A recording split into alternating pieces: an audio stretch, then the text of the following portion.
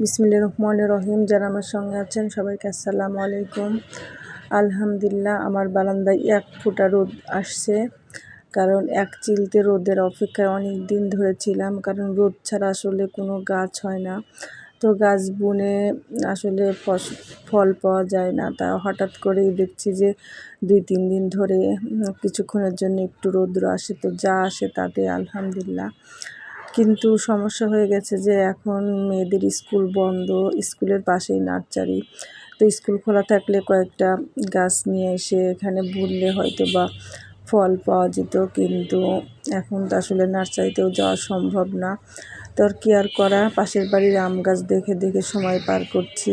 আর আম পেকে গেছে, অবশ্য পাকা আম তারা পেড়ে গাছ অলরেডি ফাঁকা করে ফেলেছে, তবে কিছু কিছু আম এখনও আছে। তো অন্য অন্য জায়গায় আম এখনও আঁটি ধরেনি, আর এদের আম পেকে শেষ হয়ে গেল। তো অন্যের আম পাড়া দেখি, অন্যের গাছ দেখি, কী আর করব, সময় তো পার করতে হবে। আর এই যে পাকা আম গাছে এখনও আছে, অবশ্য দেখা যায় না, ভিডিও করলে বোঝানো যায় না যে কোনটা পাকা কোনটা কাঁচা। যাই হোক, সবাই ভালো থাকবেন, আর আমার ইউটিউব চ্যানেলটা প্লিজ একটু সাবস্ক্রাইব করবেন।